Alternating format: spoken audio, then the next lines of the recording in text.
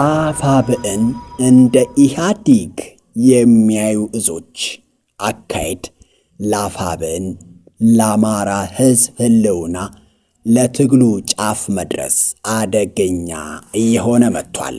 በጊዜ መገታት አለበት። በስፋት ይዘነዋል። አፋብዕን በራሱ ላይ የኃይል እርምጃ መውሰድ አለበት። የፖሊት ቢሮው ታሪካዊና ወሳኝ ውሳኔ ወስኖ የሚያስታግሰው የራሱ ኃይል አለ። እንዴት፣ ለምንና መቼ የሚለውን ዝርዝር ይዘናል። አፋብዕን በትግል ዓላማዎች፣ በትግል አካሄዶች፣ በትግል ግቦች ላይ ገና የጋራ አቋምና መግባባት እንዳላዘ፣ የተቋም መልኩንም እንዳላጠናከረ የሚያሳዩ ምልክቶች በተግባር ታይተዋል። አፋብዕን እንደ ተቋም አቋም እየወሰደ አይደለም። በጊዜ ካልታረመ የአፋብዕን ህልውና አጭር ይሆናል። ጥቅል ሐሳቦች ይዘናል። ከጎንደር አንድነት መግለጫ ላይ የታዘብኳቸውና በፍጹም በፋኖ ውስጥ መነሳት የሌለባቸው አቋሞች እመለከታቸዋለሁ። የአብን የፖለቲካ አስተሳሰብ በአፋብዕን ውስጥ ገብቶ የልዩነት ምንጭ ሆኗል። ለአፋብዕን ቀጣይነት ስጋት ነው። ምንድናቸው? ዝርዝር አለን። ባጭሩ የአፋብዕን የፖለቲካ ርዕዮች ችግር በግልጽ ተመልክተነዋልና እስከ መጨረሻዋ ደቂቃ ያዳምጡ። ካልሆነ ጥቅል መልእክቱን አይረዱትም። ማዳመጥ ሲጀምሩ ቻናላችንን ሰብስክራይብ፣ ላይክ፣ ኮሜንትና ሼር በማድረግ ይተባበሩን። እንጀምር። በእርግጥ ፋኖ እመጣለሁ እንዳለ ይመጣል። ይህ እርግጥ ነው። እየመጣ ነው ያሉትም ወገኖችም መምጣቱን ያዩታል። በሁሉም መንገድ ተዘጋጅተው ይቀበሉታል። ቃላቸው ይጠበቃል። ፋኖ በእርግጥ ባንዳውንም ባዳውንም ተላላኪውንም ለመለየት ብዙ መስዋዕትነት ከፍሏል። ያ መስዋዕትነት እመጣለሁ ባለበት ወቅት እንዳይመጣ አድርጎት ይሆናል። አሁን በአዳም በሉት ባንዳን 90% በላይ መንጥሮ ጨርሶ ጉዞ ወደ ንግስናው እየሄደ ነው። የሚቀሩት ባንዳዎች ግን አሉ። እንጦጦ እስከሚደርስም ይኖራሉ። ፋኖም እስከ እንጦጦ ባዕዳን ባንዳን እያጸዳ ይቀጥላል። አደለም መሳሪያውን ቀበቶውን እናስፈተዋለን ያሉት ጀነራሎች በተቃራኒው ውድና ብዙ ቢሊዮን ዶላር የሚያወጡ መሳሪያዎችን ለአማራ ሕዝብ አስታጠቁት። ሰጥተውት አይደለም፣ ሸልመውትም አይደለም። ትጥቁን ለመቀማትና ለማስፈታት ሲገቡ በባዶ እጁና በሕይወት መስዋዕትነት ትጥቃቸውን ቀምቶ ቀበቷቸውን አስፈትቶ ጫማቸውን አስወልቆ የታጠቀው ነው። ይችን ሀገር በማቆም በመጠበቅ ባለ ታሪክ ባለ ዝና እንድትሆን እንደ ሰሜን መስዋዕትነት የከፈለ የለም።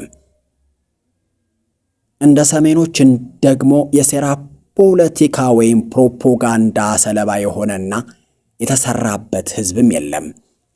ለዚች ሀገር አንድ ጠብታ ደም ያላፈሰሱላት፣ አንድ መስዋዕትነት ያልከፈሉላት ሕዝቦች ሰሜኖችን በሐሰት ሲከሱ ይደመጣሉ። ለሀገር ተዋግተው የማያውቁ፣ በተቃራኒው ሀገርን ከጣሊያን ጋር እንቁላል እየቀቀሉ የወጉ ቡድኖች አማራን፣ መሪዎቹን፣ እሴቶችንና ታሪኮችን አደብዝዘዋል፣ አጠልሽተዋል። እነዚህ ቡድኖች ደግሞ በሃይማኖት ስም የተደበቁ የአገሪቱ ባዕዳን ናቸው። ሰሜኖች እንዲለያዩ ከአውሮፓ እስከ አሜሪካ፣ ከሰሜን አፍሪካ ሞሮኮ፣ ካይሮ፣ ትሪፖሊ እስከ አረቦች ምድር ያልተሰራ ሴራ የለም። ሃይማኖትን፣ ታሪክን ተገን አድርገው በሰሜን ሕዝቦች ላይ በጅምላ የስም ማጥፋት ወይም የስብና ገደላ አካሂደዋል። ለጣሊያን ለደርቡሽ ተገርደዋል። ሰሜኖችን በጅምላ ስብናቸውን፣ ታሪካቸውን፣ ሃይማኖታቸውን፣ መሪዎቻቸውን ካጠለሹ በኋላ እርስ በርሳቸው እንዳይገናኙ ደግሞ አንድ ሕዝብ፣ አንድ ማንነት፣ አንድ ታሪክ ያላቸውን ሕዝቦች ኤርትራውያን፣ አማራውያን፣ ትግራውያን በማለት ነጣጥለው አንዱ የአንዱ ጨቋኝ እንደሆነ አድርገው ሰብከዋል። ይህንን ያደረጉት ደግሞ የሰሜኖች የጋራ ጠላት የሆኑት ናቸው። የጋራ ጠላቶቻችን ለዘመናት የኖረውን የአክሱም ስልጣኔ ባለቤቶችን፣ የቀይ ባህር ገዢዎችን ከፍለውናል። የሁሉም ድምር ሴራ ግን ሰሜኖችን ነጣጥሎ ማጥፋት፣ እርስ በርሳቸው ማጣፋት፣ እሴቶቻቸውን ማውደም ነው። በአዲሱ የሰሜኑ ትውልድ ግን ይህ የሴራ ትብታብ ይበጣጠሳል። አይገናኙም የተባሉት ሰሜኖኞች እንደ ሸረሪት ድር ተሳስረው አንበሳ የሚያስር አቅም ይዘው ይመጣሉ። የቀጠናው ብቻ ሳይሆን የዓለም ልዕል ኃያል የሚያደርጋቸውን ሥራ በጋራ ይሠራሉ። ከሁሉም ኢትዮጵያውያን ጋር ሆነው ኢትዮጵያን ወደ ከፍታዋ ይመልሳሉ። በቀይ ባህር ይነግሳሉ። ምስራቅ አፍሪካን ይቆጣጠራሉ። የአፍሪካ ተሰሚነት ይመልሳሉ።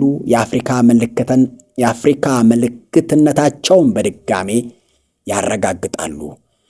አዲስ ትውልድ ሚዲያም እንደወትረው ዛሬም የሰሜኖችን አንድነትና አዲሱን የሰሜን ትውልድ በመግለጽና በመፍጠር የራሱን ሥራ ይሠራል እና ሰሜኖች የሚገዳደሉበት የሚወነጃጀሉበት ዘመን አብቅቶ በወንድማማችነት በእህትማማችነት የሚተሳሰቡበት ለኢትዮጵያ እድገት አንድነትና ብልጽግና በጋራ ሆነው የበኩላቸውን የሚወጡበት ዘመን እየደረሰ ነው።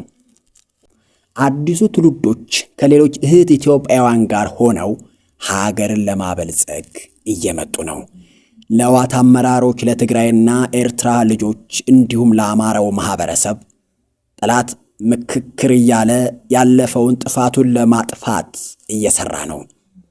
እኛም ያለፈውን ጠባሳ ገልጠን እያሳየን ፕሪቶሪያል ምናምን የሚሉትን ትተን ትኩረታችን ይህንን 1 ሚሊዮን ተጋሩን ጭዳ ያደረገውን በኤርትራ ላይ የሚይዝተውን በአማራ ላይ ቀጥታ ጦርነት የከፈተውን አብይን ማስወገድና ከ80 ዓመት በፊት ወደ ነበረችው ፍቅራችን ለመመለስ እንስራ። የአገሪቱ መሪ ነኝ የሚለው ዘር አጥፊው አብይ አህመድ የሰሜኑን ሕዝብ ለመነጣጠል ከ100 ዓመታት በፊት የነበሩ ታሪኮችን እያመጣ እንዳንተባበር በምትኩ እንድንገዳደል ለማድረግ እየሰራ ነው። አፄ ዮሐንስ ቀድሞ የንጉሥ ተክለ ሃይማኖት ወዳጅ የንጉሥ ምኒልክ አግቡኝ ወይም በጋብቻ የተሳሰረ ልዕልት ዘውዲቱን የአፄ ዮሐንስ ልጅ የራስ አርያ ሥላሴ ዮሐንስ ሚስት የነበረች የአፄ ዮሐንስ መቀመጫ ደብረ ታቦር የነበረች አፄ ዮሐንስ ለአማርኛ ቋንቋ እድገት ከፍተኛ አስተዋጽኦ እንዳበረክቱ የምናውቅ ነን።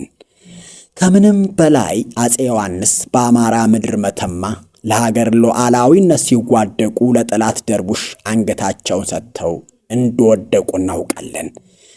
የተዋለልንን የማንረሳ ሕዝቦች ነን ለማለት ነው። ለአፄ ዮሐንስ መተማ ዮሐንስ የሚባል ቤተ ክርስቲያን የሰየምንለት ነን። በቃ ሰሜኖች አንድ ነን። አፄ ቴዎድሮስ፣ አፄ ምኒልክም አፄ ተክለ ሃይማኖትም ለአንድነት ሲሉ በአማራ ሕዝብ ላይ ጉዳት አድርሰው ይሆናል፣ ግን እንማርበታለን እንጂ አንለያይበትም። አዲሱ የአማራ ትውልድ ፈጽሞ የታሪክ እስረኛ አይደለም። ይህንን ፋኖም አማራው ሊቃሃኑም ዓለምም ሊያውቀው ይገባል። አዲሱ የአማራ ትውልድ ዛሬ በገሃድና በተጨባጭ የዘር ፍጅት ጦርነት ከፍቶ የጨፈጨፈው ካለው ከአብይ አህመድ አገዛዝ ውጭ ሌላ ጠላት ስለሌለው ፈጽሞ የታሪክ እስረኛ አይሆንም። ስለሆነም የትላንቱን በደል ለዛሬ የፖለቲካ ሂሳብ ማወራረጃነት ለመዋል የሚያላዝንና የሚያለቅዝ ሕዝብ ወይም ድርጅት መሆን የለብንም። እኛ ታሪካችንን የምናውቅ ለመማርና ነገን ለመገንባት እንጂ ዛሬን ለመገዳደልና ለመበታተን ነገያችንን ለማጨለም መሆን አለበት ብዬ አላምንም። አፋብን እንደ ኢህአዴግ በድርጅቶች ወይም እዞች የተመሰረተ እዞች የራሳቸው አቋም ያላቸው አድርጎ የማየት አባዜ በአፋብን እዞች ላይ ይታያል፣ ያሳፍራል። አፋብን በእህት ድርጅቶች የተመሰረተና እዞች የሚያወጡትን ማክበር ይገባል የሚሉ መካሪ ነን ባዮች በዝተዋል። ደናቁርት ብለናቸዋል። አፋብን እንደ ፌዴራሊዝም መዋቅር የራሳቸው ዓላማ ያላቸው ከተለያዩ ብሔሮች የተውጣጡ ድርጅቶች የመሰረቱት የማስመሰል አባዜ በግልጽ በእዞች ላይ በደንብ እየታየ ነው።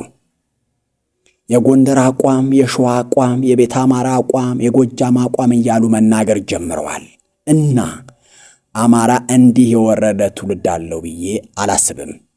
አፋብን የእዞች ውጤት እንጂ የእዞች ፈጣሪ ባለመሆኑ የእዞችን መሰረት መጠበቅና ማጠናከር ለድርጅቱ ሕልውና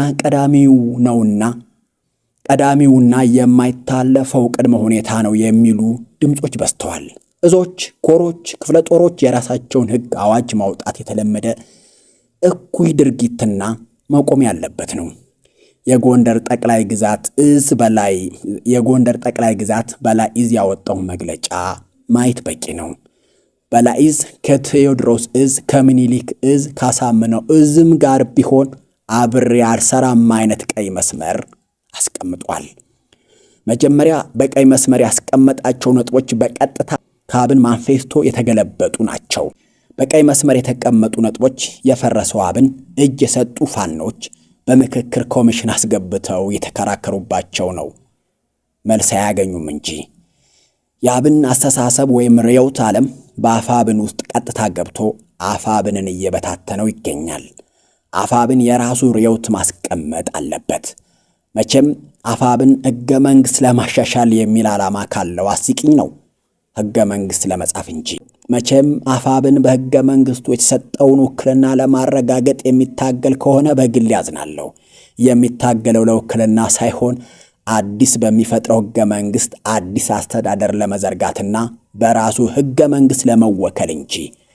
መቼም አፋብን ወልቃይትን፣ ደራን፣ መተከልን፣ ራያን፣ ሙሉ ሸዋን ለማስመለስ ይታገላል ካልን ጥሩ ነው።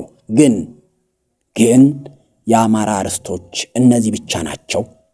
እናንተ የአፋብን አመራሮች የአማራ ርስቶች ከየት እስከ የት ናቸው? ታሪካዊ ማስረጃ ሳላችሁ ወይ? የላችሁም። ይህም ያ ከሞተው አብን የተቀዳ የቅንጨራ ፖለቲካ ነው። በድርጅት ቁመና ለአማራ ለኢትዮጵያ የሚበጅ በድርጅት ደረጃ ተብራርቶ አቋም የሚወሰድበት እንጂ እንደ እዝ ብቻውን የሚወሰንበት ጉዳይ አይደለም። ከአማራ ማህፀን የወጡ ሰዎች የቅንጨራ ፖለቲካ ሲያራምዱ ማየት አስገራሚ ነው። ከ3000 ዘመን በላይ ከፖለቲካ የራቀ ማህበረሰብ የወጡ ሰዎች ብዙ የደረቀ ፖለቲካና አቋም ያራምዱ ይሆናል።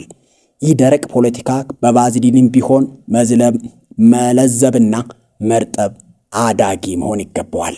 ሁሉም የፖለቲካ አቋሞቻችን የአብይን አገዛዝ ከጣልን የህዝባችንን ነጻነትና አሸናፊነት ካረጋገጥን በኋላ በሽግግር ጊዜ የምንወያይባቸው አቋሞች መሆን አለባቸው።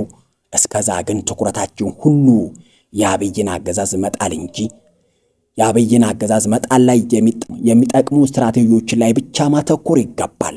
4 ነጥብ። ከራሳችን ጋር በቀንነት መነጋገር አለብን። ጠላቶቻችን ስለኛ እውነቱን እያወቁ ነው። ይህ መከፋፈል መሰረቱ የርዕዮተ ዓለም ልዩነት ብቻ አይደለም።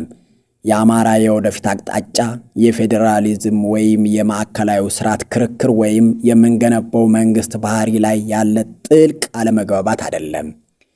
ይህ ቢሆን ኖሮ በግልጽ በውይይት ሊፈታ የሚችል የሐሳብ ልዩነት በሆነ ነበር። ነገር ግን የሚከፋፍለን ነገር ከዚያ ያነሰና ይበልጥ አደገኛ ነው። አካባቢያዊነት። እንደ አማራ ፋኖ እያደረግነው ያለው ትግል ለጥገናዊ ለውጥ ወይም ለመዋቅራዊና ለህልውና ነው የሚለው አሁንም ቢሆን የተምታታ መሆኑ ነው። ከትናንት ወዲያ አዲስ ተመሰረተ በተባለው በላይ ዕዝና በምኒልክ ዕዝ የወጡ መግለጫዎችን ማየት በቂ ነው። የትጥቅ ትግል በባህሪው የፖለቲካ መግለጫ ቢሆንም መነሻውና መድረሻው ግን የህልውና ጥያቄ በሚሆንበት ጊዜ የሚከተለው ህግና የሚጠቀምበት ቋንቋ ፍጹም የተለየ መሆን አለበት።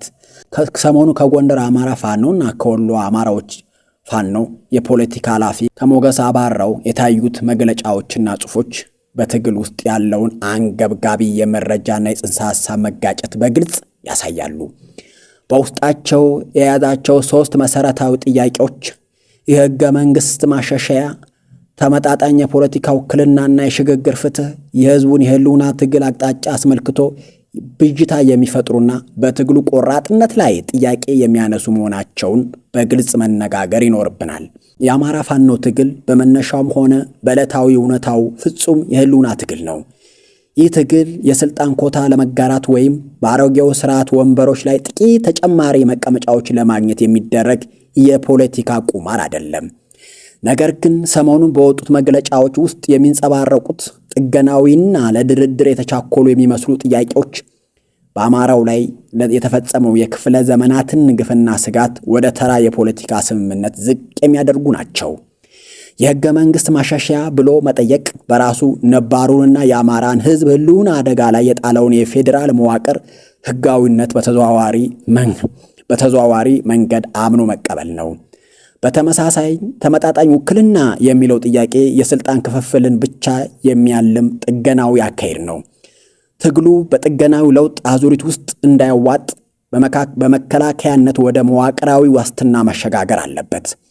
የሕገ መንግሥት ማሻሻያ ከሚለው የቀዘቀዘ ቋንቋ ወጥቶ አዲስ ሁሉን አቀፍና የሕዝብ አካላዊና ማንነታዊ ደህንነትን የሚረጋገጥበት አዲስ ማህበራዊ ውል ወይም ሕገ መንግሥት መቅረጽ በሚለው ጠንካራ መርህ መተካት አለበት። እንዲሁም ተመጣጣኝ ውክልና ከሚል የስልጣን ኮታ ፍለጋ ይልቅ የአማራ ሕዝብ ራሱን በራሱ የማስተዳደርና አስተማማኝ የደህንነት ዋስትና ማግኘት መብት በሚለው መሰረታዊና የማይደራደሩ የህልውና ምሰሶች ላይ መዋቀር ይኖርበት ነበር።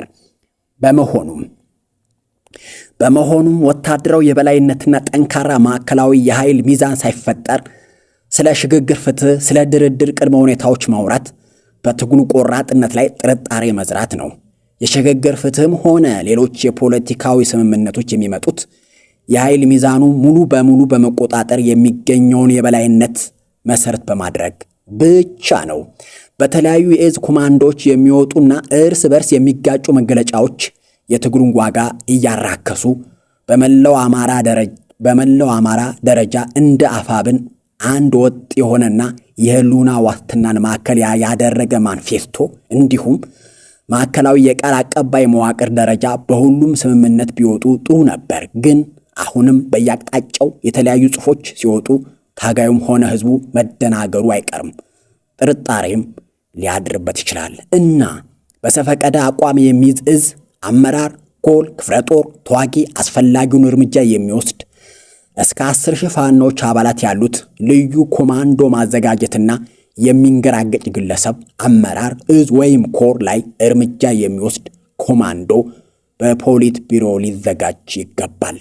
ማንም ቢሆን ከአማራ በታች ነው።